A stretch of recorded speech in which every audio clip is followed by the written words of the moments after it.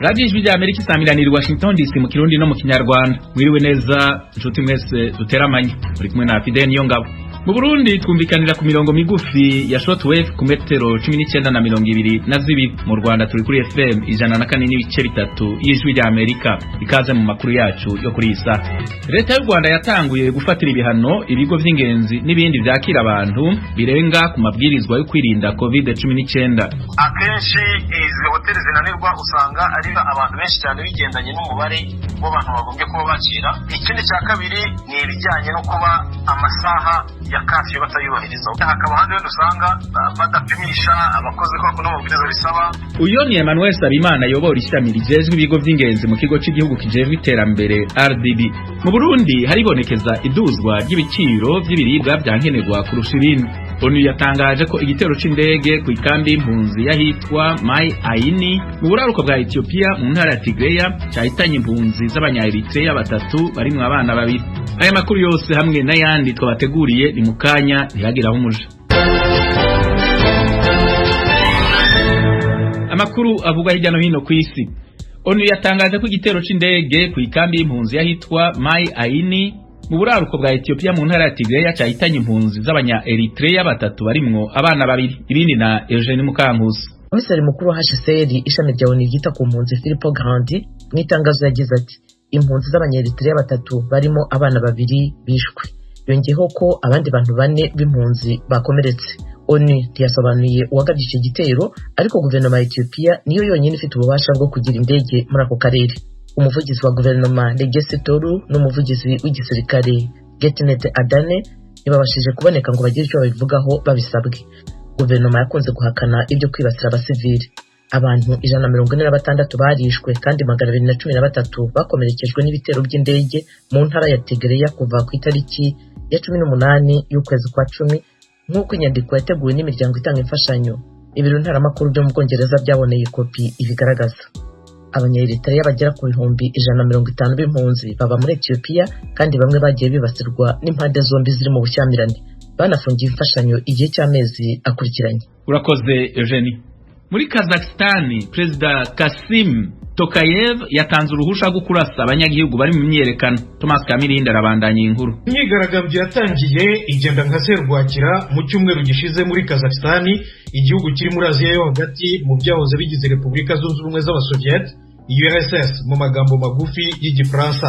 Yatewe nuko leta yakubye kabiri ibiciro bya lisansi, ariko abasesengura bya politiki bemeza ko ari ikimenyetso ko abaturage barambiwe ubutegetsi bw'igitugu barimo kuva Kazakhstan isohotse muri URSS ibona ubwigenge mu 1991. Imyigaragambyo yafashe intera ndende cyane ku buryo butunguranye. Abaturage ibihumbi bamwe bafite amahiri batwitse inyubako za leta, inzego z'umutekano birazirenga, bituma President Kasim Tokayev yitabaza mugenzi we w'Uburusiya Vladimir Putin. Abasirikare b'Uburusiya biswe ingabo zo kubungabunga amahoro batangiye kugera muri Kazakhstan ejo kuwa kane. Uyu munsi President Tokayev yavugiye kuri televiziyo ya leta ko yahaye inzego z'umutekano uburenganzira bwo kurasa byo kwica nta kuzuyaza. Kuri we abari mu myigaragambyo ni abagome, abaterabwoba, abicanyi. Naho Minisiteri y'Ubutegetsi bw'igihugu ya Kazakhstan yatangaje none ko abicanyi 26 nk'uko yabise bamaze kwicwa muri iyo myigaragambyo n'abandi barenga 3,000 batawe muri yombi. Yongeyeho ko abapolisi 18 nabo biciwe muri iyi myigaragambyo kugeza ubu. Tugushimire Thomas. Nigeria irigikora urucanco rwa COVID-19. Idonido kuri inkuru na Eugene Mukankusi. Perezida wa Nigeria Muhammadu Buhari yabivugiye mu kiganiro yagiriye ejo kuri televiziyo mu gihe igihugu gihanganye n'ikibazo cy'ubwandu bwa virusi itera iyo ndwara burimo kwiyongera. Impuguke mu by'ubuzima zivuga ko Nigeria ikeneye gukuba gatatu doze hafi 100,000 zitangwa buri munsi kugira ngo iki gihugu kizabashe kugera ku ntego cyihaye yo gukingira abarenga 2/3 cy'abaturage bacyo mbere y'impera z'umwaka utaha. Iki gihugu cyo mu burengerazuba bwa Afurika cyagiye gisuzuma uburyo cyabona inkingo, byaba ari ukuzihabwa cyangwa kuzigura binyuze mu mugambi wa COVAX kugira ngo kibashe gukingira byibura 70% by'abaturage bacyo. Nigeria yabonye imfashanyo harimo inkingo zabaga zishigaje igihe gito nk'ibyumweru bike gusa kugira ngo zitangwe. Iki gihugu cyajugunye inkingo zirenga 1,000,000 zari zarengeje igihe mu kwezi gushize. Perezida Buhari mu ijambo rye kuri televiziyo y'igihugu yaragize ati turakorana cyane na Minisiteri y'Ubuzima mu gukora urukingo, ntabwo twagombye kubisakuza kuzageza tubigezeho. Nigeria itarapimye COVID-19 ku buryo busesuye yabaruye abantu 245,404 barwaye iyi ndwara n'358 bapfuye kuva icyorezo gitangiye.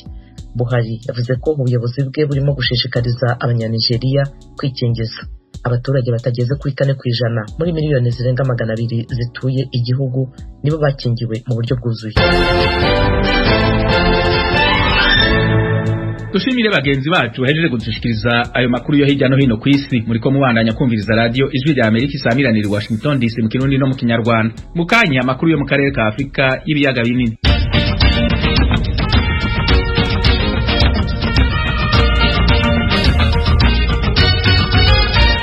Amakuru yo mu karere k'ibiyaga binini tuyahere mu Rwanda. Leta y'u Rwanda itangaza ko igiye guhagurukira ibigo by'ingenzi n'ibindi byakira abantu birenga ku mabwirizwa yo kwirindikiza ca COVID-19. Ikigo cy'igihugu kijejwe iterambere RDB kivuga ko kimaze guca amande y'amafaranga amahoteli, utubari, inzu z'uburiro zitandukanye mu minsi ishize. Asumta Kaboyi niyo nkuru adufitiye ari Kigali. Iki kigo kivuga ko kihaye gahunda yo kujya kigaragaza urutonde rw'amahoteli n'amaresitora atubahiriza gahunda yo kwirinda COVID-19 mu rwego rwo guca intege ibyo bigo bidakurikiza amabwiriza. Abafite aya mahoteli bavuga ko ubu buryo bwakozwe bushobora kubatera igihombo. Mu kiganiro cyihariye umuyobozi w'ishami rishinzwe ibigo by'ubukerarugendo n'amahoteli mu bijyanye n'ubugenzuzi yahaye Ijwi rya Amerika yasobanuye ko urutonde rw'ibigo byasohowe byagiye bihanwa mu bihe bitandukanye. Uyu umuyobozi yavuze ko bahisemo kwereka abanyarwanda ayo mahoteli yose mu rwego rwo guca intege abakomeje gukora ayo makosa. Ni Bwana Emmanuel Nsabimana uyobora ishami rishinzwe ibigo by'ubukerarugendo muri RDB. Ntabwo ari ibigo byahanwe ubwo itangazo ryasohokaga, ahubwo ni ibigo byahanwe mu gihe gitandukanye nyine muri bihe bya COVID. Ni ukuvuga ngo mu maresitora cyangwa amahoteli 15 abari barafungiwe bongeye gufungura. Sherando buriya yahanwe umwaka ushize, yahanwe igihe cy'icyumweru n'amande, ariko irafungurirwa irakomeza. Ibigo kugeza ubu birimo bigifunze hari Caras Club Hotel, hakaba iyitwa Amaris Hotel, hakaba na Canal Olympian, hari ahantu bajya berekanira amasinema kwirebero. Ibyo bitatu nibyo biri gusavinga ukwezi ko gufungwa, ariko ibindi byose byarangije kurangiza ibihano byabyo. Ahubwo nuko twakoraga itangazo ryerekana ibigo byose byamaze guhanwa muri iki gihe cya COVID. Si ubwa mbere utubari n'amahoteli byo mu mujyi wa Kigali bifunzwe, kuko ibyinshi mu byagarutswe ku rutonde rwa RDB byagiye bifungwa mu bihe bitandukanye. Umukozi muri RDB uyobora ishami rishinzwe ibigo by'ubukerarugendo n'amahoteli mu bijyanye n'ubugenzuzi yagarutse ku makosa agenda agaruka mu bakora muri uru rwego. Akenshi izi hoteli zinanirwa usanga ari ibintu bijyanye na social distancing, ni ukuvuga abantu benshi cyane bigendanye n'umubare w'abantu bagombye kuba bakira. Ikindi cya kabiri, nk'amaresitora cyane cyane ku rwego rw'amaresitora bakunda guhanirwa ni ibijyanye no kuba amasaha ya kafi batayubahiriza. Ugasanga resitora zigomba gufunga saa 2 cyangwa se saa 3, wahagera saa 4 ugasanga baracyafunguye. Hakaba ahandi wenda usanga badapimisha abakozi ko bakunda amabwiriza bisaba, cyangwa se bakinjiza abakiriya niba amabwiriza asaba ko abakiriya agomba kwinjira bipimisha amasaha 28 COVID cyangwa se 72, ugasanga hajemo n'abakiriya. Urwego rutangaza ko guhana amahoteli atubahiriza ingamba zo kwirinda COVID-19 bidashobora gusubiza inyuma urwego rw'ubukerarugendo, kuko mu Rwanda habarurwa amahoteli n'amaresitora arenga 1000 kandi menshi akora neza. Gusa abakora muri uru rwego batangaza ko uburyo bwakozwemo havangwa amahoteli yarangije ibihano n'akibirimo byateye urujijo. Uyu ni Bwana Nsengiyumva Barakabuye uyobora ihuriro ry'abafite amahoteli mu Rwanda. Gufata abantu bahanwe bikagaragara ko banikosoye hanyuma ukabashyira ku rubuga nka kuriya, bifite ingaruka itari nziza. Hari ugutakaza icyizere abantu bari bagufitiye nk'ikigo cyangwa se nk'umucuruzi. Burya aho umwihariko wacu rero nuko ibyo dukora ntabwo byungura twe tubikora gusa, ahubwo akenshi usanga byungura n'izindi segiteri nk'abahinzi ba supplying ibyo kurya. Ingaruka zo ziraremereye, ariko nanone tukavuga tuti uburyo byakozwe ntabwo ari bwo byagombye gukorwamo. Niba hari abatubahirije amabwiriza, abo bagombye kugaragazwa yuko batubahirije, ariko ntibari kuvanga abahanwe abarangije ibihano se bitera urujijo. Ibyemezo byo gukaza ingamba muri za hoteli no muri resitora byasohotse mu gihe guverinoma yasohoye amabwiriza mashya agenda no kwirinda icyorezo cya COVID-19. Mu mabwiriza mashya hararebana n'uko iminsi abagenzi bamara mu kato yagiye ku masaha 28 avuye kuri 72. Ni ibintu byashimishije abatari bake, cyane cyane abakunze gukora ingendo zo hanze y'igihugu. Ikijyanye n'amafaranga twatangaga mu hoteli, urumva niba twishyuraga iminsi 3 tuzishyura umunsi mu ijoro rimwe aho kugira ngo twishyure amajoro 3. Ikindi cya kabiri, nk'umuntu ugenda cyane, hari igihe ugenda ufite umwanya muto ukamara nk'icyumweru, uzi ko ufite icyumweru kimwe warangiza iminsi 3 ukayimara mu hoteli, urumva ni ukuvuga ngo uzajya umaramo umunsi umwe cyangwa amasaha 28 hanyuma usanga umuryango. Hakaba n'ibijyanye n'umwanya twamaraga mu hoteli, ni ukuvuga ngo uwo mwanya iminsi 3 noneho umuntu akaba yamara umunsi umwe mu hoteli cyangwa amasaha 28 hanyuma indi minsi 2 isigaye cyangwa andi masaha 48 ugasanga umuryango, kuko birabyara ikibazo kubera yuko hari igihe ufite akakonje gatoya ukaza uje kureba umuryango. Kira ni icyemezo cyiza leta yafashe kubera yuko abantu benshi babihomberagamo. Muri ibi byemezo hanagaragaye n'irindi bwiriza rishya risaba ko abagenzi bagenda kuri moto n'amagare hamwe n'ababatwara guhera ku wa mbere w'icyumweru gitaha bagomba kuba barikingije COVID-19, ndetse uzabirengaho akazajya hano. Imodoka rusange zasabwe gutwara gusa abagenzi bikingije COVID-19, ndetse abazabirengaho bakazajya bafatirwa ibihano. Asumta Kaboyi, Ijwi rya Amerika, i Kigali. Urakoze Asumta kuri iyo nkuru. Mu Burundi haribonekeza iduzwa ry'ibiciro by'ibiribwa byankenerwa kurusha ibindi. Abanyagihugu bavuga ko iryo duzwa ry'ibiciro rifise ingaruka mbi ku miryango yabo kubera batagishobora gusuma uko bahora, bikagorana kugaburira imiryango yabo. Eroje Wirikaneza ari Nairobi muri Kenya niyo nkuru adufiti. Byaturengeye kubera birazimvye cyane, abantu bato batekereje ibyo dusuma. Uno mukenyezi yo mu gisagara cya Gitega ku mugwa mukuru wa politike y'u Burundi amenyesha ko hasa n'uwarengewe ibiciro by'ifungurwa zikinjikwa buri munsi mu miryango y'abarundi. Umuceri, ibiharage, ubufu n'ibindi byaduze ku kilo kimwe amafaranga ari hagati y'amajana 5 n'igihumbi. We n'abandi banyagihugu biganijwe rya Amerika uko bimeze Gitega. Byaturengeye kubera birazimvye cyane, abantu bato batekereje ibyo dusuma. Umuceri wahora ku 7 none ugeze kuri 2.5. Ubufu nibwo twatwirukira ko none nabwo nyene bugeze ku 1,100, gahora ku majani 6. We muto wadereza 1,000 kw'irirasiyo ugacubura abana bagatwararura umuceri wari wabahene bamweke mukutse musamahera. None umuntu muto abuze ibijumbu, akabura ibiraya, akabura ubugari, ayo byaje abantu bato batugiye kubaho gute. Ibiciro by'inzoga urabona aho ugiye mwayikiyeri kuri 2,800 amusiteri 2,500. Ibitoro nk'ubu natondo n'umushoferi guhera mu gitondo sindaronka isukari, nahora ngura nk'akarobo none ubunye yaduze nyene ubunye ntanakayinwa. Barafise ingaruka mbi cyane kuko nk'ubu nahora ndonka bitatu nkasuma ariko ubusisuma nk'ubu naho mbofise bizirinda buri ngene ndabisumisha. Iruhande y'ibiciro by'imfungurwa n'ibinyobwa n'isima yadugijwe aho rigurwa, abagabo basigura ko yigurishwa mu kinyegero nk'ikiyayuramutwe. Nk'isima prema yarabuze gusa ugira uronke n'imifuka 2 canke 5, uri umuntu nere mutoto nturonka, bisaba kurinda kuja hiyo kwa mutari n'abandi kari naho utabamenye. Isima ko yaduze cyane, ugiye kuri 24,500 ugiye kuri 27,500. Eka naho mu burengero mu ntara ya Bubanza iduzwa ry'ibiciro ryabashitseko. Umufuko w'ibijumbu nk'urugero waduze inshuro 3 zose. Bemeza ko gusumira umuryango ari kibazo c'ingorabahizi. Umuceri ni 2,200, ifu ni 1,500, nukubera umwimbo mukenya. Oya ntibyoroshe uri kurasumira umudamu. Amahera arakuyongana atani ikintu ubona usumye. Nibitworohereza twebwe abanyagihugu bato bato. Jewe ndariko ndandaza ibijumbu birazimvye, umufuko ugeze ku 50-60. Uyu mukozi wa leta w'Igitega nawe yemeza ko ikiza k'ivyunyura ari ingingo yafashwe n'umukoresha kuva mu 2015 yo kudasubira kongera umushahara abakozi bayo bitewe n'ibihano yafatiwe n'umwe bwa Buraya. Ubu kuva mu 2015 n'abakozi ba leta ntibarongerwa n'urufaranga rumwe, pese ubu n'abana bazava bagwara kwashi. Noel Nkunziza umunyamabanga mukuru wa Buko ishirahamwe ry'abaguzi mu Burundi asobanura ko iduzwa ry'ibiciro ahanini riva ku mvo nyamukuru zibiri: umwimbo muke n'ibihe birangiza umwaka bituma benshi basuma kurusha uko bahora. Ni igihe uca usanga ata mwimbu uriho w'ibintu vyankenerwa abaguzi bakenera, umwimbu baca bakoresha uwuheruka w'umwaka baca gusa n'abagomba kubizimbako. Nibwo cyo bituma kandi nuko abantu babirondera babaye benshi, umuntu avuga ati jesi no genda ku nweri ntariye aka kantu ntaho mfungura canke ntigenye umwaka. Usanga rero biciye bituma abantu bose basitanira ku isoko ari benshi. Faustin Ndikumana nawe atwarishira hamwe Parseme riraba ivy'ubutunzi n'intwari bereye, asanga ikena ry'amahera y'agaciro ariyo ntandaro ya byose. Ubutunzi n'ibihugu bizotugura ko bwisuzugura ikibazo cy'amafaranga y'agaciro kidatorisha. Nta bintu byinshi tuzokora, nta rwase ekonomi gishoboka. Uyu munyagihugu y'ubanza hamagarira leta kuronsa ifumbire abarimye kugira ngo umwimbu wiyongere.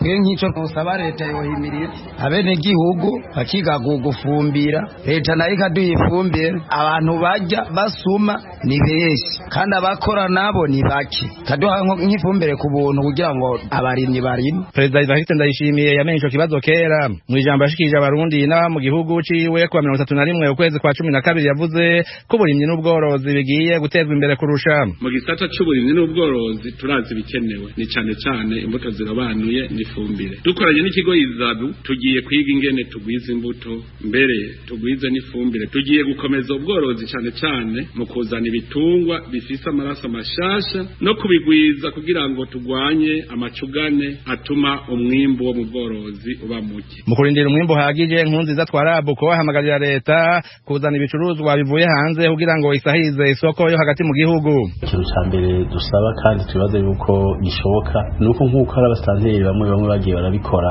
muri iyi minsi y'umwaka, bo haguruka bose bajeje intwaro n'abajeje ivy'urudandazwa mu gihugu bakaraba bagacungera ibiciro kugira ngo abaguzi ntibafatirwe mu mukaniro n'abadandaza. Iyo leta ikirabikurikiranira hafi barashobora gutanga intumbero, kuko biramaze no kuba iyo babonye yuko vyazinze gose kandi kaba ku isoko bikenye, ari ingo zishobora gufata zikorohereza ababizana ku buryo babikura hanze biza ku isoko bigaheza akaba vyinshi ibiciro bikagabanuka. Kugeza ubu leta imaze guhagarika gusa iduzwa ry'isima ihingurwa na kompanyi Buseko iri ku butaka bw'u Burundi. Ubushikiranganji bw'ubudandaji bwahagaritse iyo ngingo buvuga ko Buseko itoduza ibiciro ko yishakiye kandi ifite uturusho ihabwa na leta ku makori n'amatagisi. Iyo ngingo yanejeje umukuru w'ishirahamwe ry'abaguzi ya Buko. Eroge Urikaneza, Ijwi rya Amerika. Tugushimire Eroge.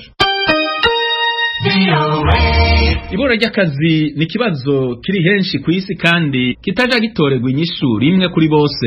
Kuva mu kwezi kwa gatatu umwaka wa 2020 igihe ikiza ca virusi ya corona caduka, ibura ry'akazi ryarushirijeho kwiyongera hirya no hino ku isi, harimo no mu karere k'ibiyaga binini Urundi n'u Rwanda birimwo. Hoko gw'ikingo iki kibazo gitoregwe umuti urama. Nivyo mugenzi wacu Geoffrey Mutagoma aganirako na Frank Habineza, umudepite mu nama nshingamateka y'u Rwanda, umwe mu bagize komisiyo ifise mu mabanga yayo ibirabana n'abakozi ba leta n'akazi. Baraganira kandi na Havyarimana Straton, umuhinga mu vyerekeye ubutunzi n'akazi. Ntabwo ko muri rusange kuko na benshi bari badafite abari tujya bataga mu kazi bavuga akazi kanditse, ni ukuvuga ngo akazi bita formel cyangwa formal sector, n'akazi katanditse ariko kita informal sector. Bose bagizeho ibibazo, bamwe barahagaritse ndetse habayeho ibyo kuvuga ngo abakozi bazajya bakora 50%, abandi bakoreye mu rugo, ndetse injyambano n'ubu turi kuri 50% mu bikorera ku giti cyabo, abandi barakorera mu rugo muri 50%. Uko byagiye bigenda gutyo n'abakozi bamwe bagiye babona ko bishoboka ko abakozi bakeya bakora, bamwe bakagenda bagabanywa, ariko uretse n'icyo ariko ku giti cyabo icyo binjiza nacyo cyaragabanutse. Twavuga umusaruro wabo cyangwa se inyungu yaragabanutse, rero nabo byabaye ngombwa ko bagenda bagabanya abakozi. Ugasanga nyine abantu benshi bagiye batakaza akazi bitewe n'iki cyorezo. Urabona ko ufite imyanya y'imyaka 2, nubwo na mbere byari bitameze neza ariko noneho byabaye bikurushaho. Noneho tuvuze urebye rimwe na rimwe urebye imibare yo batangaza icyo kigo cy'igihugu ukareba no kuri tele, usanga nyine hari igihe biba bidahuye neza, ko kuri tele usanga abantu benshi cyane bameze nabi. Navuga yuko hari gahunda y'igihugu yitwa hanga umurimo, biteganyije ko buri karere kagomba mu gihugu agomba guhanga imirimo n'ibihumbi 200 buri mwaka. Ariko iyo tukore isuzuma tukajya mu turere bitandukanye tugeze kubikuraho muri komisiyo nkorera na komisiyo y'imibereho y'abaturage, twasanga nyine uturere dutandukanye leta muri iyo gahunda ya leta icyo tukora, ugasanga yo bavuze ngo abantu bagiye muri za gahunda za zindi za CUP, ya mirimo aho tujye baha akantu gatoya y'abantu abaturage badafite akazi iyo bagize ikintu bakora nko kubaka imihanda cyangwa kubaka ibiraro iyo yose bagenda bayibarira muri ya mirimo ariko ugasanga amafaranga umuntu yabonye ku mwaka niba yashoboye kubonamo ibihumbi 100 cyangwa 200 wayibara n'umwaka wose amezi 12 ugasanga ubundi atari amafaranga yatunga umuntu umwaka wose wasanga noneho n'abantu bihingira mu mirima yabo bashobora kuba bahinga bakeza cyangwa ntibeze abo bose babaye mu bantu bafite akazi ugasanga nyine bifitemo imibare ku bibarwa ko abantu babonye akazi n'abantu bameze neza na realite uko umuntu yagumye kuvuga ati umuntu afite akazi nibura yagombye kuba ahembwa niba ari nka mwarimu agahembwa buri kwezi akaba yashobora kugira ikintu yabona n'inguzanyo noneho ugasanga na kuri tele umuntu wavuga ati ashobora kubona ibihumbi 20 ku mwaka cyangwa 50 ku mwaka ugasanga ari ikibazo ku byo waje kuvuga ko umuntu afite umurimo iyo mibare nyine y'imihuje na realite usanga bitandukanye ariko navuga yuko uko byari bimeze mbere ho nibura byari bimezeho nibura neza ariko ubu byabaye byaragoranye cyane abantu benshi cyane ntabwo bameze neza ndetse n'abagafite bamwe byabaye ngombwa yuko bagabanyije umushahara kugira ngo mwarabibonye ibigo bitandukanye byagiye bivuga ati kubera ikibazo cya covid umushahara twawugabanyije ntabwo tuzabahemba nk'uko twabahembaga mbere ibyo byose byakunze bigenda biteza ikibazo. Depite Habineza urakoze cyane kuduha iyo mbonerahamwe. Bwana Habyarimana wumvise uko Depite Habineza asobanura icyo kibazo, we abaye nk'uwibanda ku bari basanzwe bafite akazi avuga ati hari n'abagafite byitwa ko gahari ariko mu by'ukuri ntako. Duse n'abagaruka kuri bariya rwose ba buri batanafite n'icyo cyitwa akazi, tugereranya n'uburyo isoko ry'umurimo rihagaze mu Rwanda n'uburyo abanyarwanda muri rusange ari abashoboye gukora bakeneye akazi bashoboye no kugakora, ari n'abakeneye akazi ariko wenda batanabishoboye. Ikibazo cy'ibura ry'akazi mu Rwanda mwe nk'impuguke mu by'ubukungu mukibona mute kiri ku ruhe rugero? Urakoze cyane. Hari ikintu wenda ngira ngo banze nemeranye na honorable nuko mu by'ukuri n'imibare tunavuga nabo ngabo uvuga batagafite buri imibare igaragaza yuko mu by'ukuri biyongereye muri iki gihe kubera covid. Ntabwo ari ukuvuga yuko mbere batabagaho abantu ariko ubu ngubu nibwo ubona bisa naho biteye impungenge cyane kubera yuko iyo urebye usanga hafi umunyarwanda umwe muri 5 nta kazi afite. Mu banyarwanda bashobora gukora bafite amaboko bafite ubushobozi bwo kuba bakora nta kazi afite. Urumva ko ni abantu benshi kandi icyo gihe iyo mibare turi kuvuga yirengagiza yuko hari n'abo twita ko bagafite mu by'ukuri ariko utavuga ko ari akazi nyakazi ariko abandi bakora amasaha make cyane ubundi ugasanga ndetse bakora igihe kimwe ikindi gihe ntibakora kandi nabo ugasanga nabo benshi ndetse ugereranyije n'abo bantu twita yuko batagafite buri ubwo rero iyo urebye usanga muri make ikibazo cy'abantu bitwa ko badafite akazi mu Rwanda kimwe kiragenda gifata indi ntera kikagira kiba ikibazo gikomeye ariko nkakeka yuko leta nayo iri kubibona ko ari ikibazo kubera ko mu by'ukuri uko ubushomeri bwiyongera mu gihugu nako n'ibibazo by'ubukungu bijyanye bisa n'ikibazo by'ubukungu nabyo bisa naho byiyongera kubera ko burya kimwe mu bituma abaturage babasha kubaho no kwiteza imbere ni amafaranga binjiza mu ngo zabo. Uburyo bwiza bwo kuyinjiza ni uko babasha kubona akazi cyangwa se bakabasha kwikorera bo ubwabo. Muri izo mpande zombi rero ababona akazi ari n'abikorera ubwabo, iyo mibare iragenda nyine igaragaza yuko abatabasha kubishobora bakagenda biyongera. Ariyo mpamvu navugaga ko icyo kibazo giteye impungenge kubera ko mu by'ukuri bivuga yuko byongerera leta umutwaro kubera ko niba abantu badafite akazi leta igomba gushaka uburyo kibabaho cyangwa se akabara imiryango yabo umutwaro cyangwa se ndetse ugasanga n'ibintu bari gukora kugira ngo babashe guteza imbere ingo zabo n'igihugu ntabwo babasha kubikora, bityo ugasanga noneho na za ntego twihaze kuvuga ngo igihugu gitera imbere kive mu rwego runaka kigere mu rwego runaka, ugasanga nabyo bitashoboka mu gihe icyo kibazo mu by'ukuri tudahanganye nacyo mu buryo bufatika. Leta rero nteka ko yari yagitekerejeho kubera ko inarebye usanga umwaka mbere y'agato ya covid hari hashyizweho gahunda ndende y'imyaka 5 yo kureba ukuntu leta yahangana n'icyo kibazo itanga ndetse ibisubizo bimwe na bimwe. Gusa biragaragara yuko covid yatumye izo ngamba zikorwa mu nkokora zitarabashije gushyirwa mu bikorwa nk'uko byari biteganyijwe, ariko nibura kuba byari zateganyijwe bigaragaza ko leta nyine yari yabonye ko ikibazo gihari kandi kuba yanatangiye gutekereza uko cyakemurwa nkeka yuko ari intambwe ya mbere. Gusa haracyari urugendo rurerure gutekereza no gutangira gukora kugira ngo ukemure ikibazo biba bitandukanye nkeka rero yuko ikibazo kirahari ntabwo twakirengagiza ariko noneho na covid ikaba yarabitumye bihumira ku mirari. Depite Frank Habineza, leta y'u Rwanda yashyizeho gahunda zitandukanye zigamije gufasha abantu kubona akazi. Wowe urazizi kubera ko uri mu bagenzura icyo kibazo. Kuki ubushomeri bukomeza kuba bwinshi kandi leta ikora uko ishoboye gushyiraho iyo mirimo? Umuntu umwe mu bantu 5 mu batuye u Rwanda ni benshi, bwana Frank Habineza. Ntabwo ko n'ubundi biterwa n'imiterere y'ubukungu bw'igihugu. Ubukungu bw'igihugu bwacu usanga n'ubundi tuvuga yuko bushingiye ku buhinzi n'ubworozi, ariko wajya kureba ngo ubuhinzi n'ubworozi dushingiyeho ko abantu birenze 80% batunzwe n'ako kazi k'ubuhinzi n'ubworozi, ariko iyo ugiye kureba mu giturage aho bikorerwa cyane usanga n'ubundi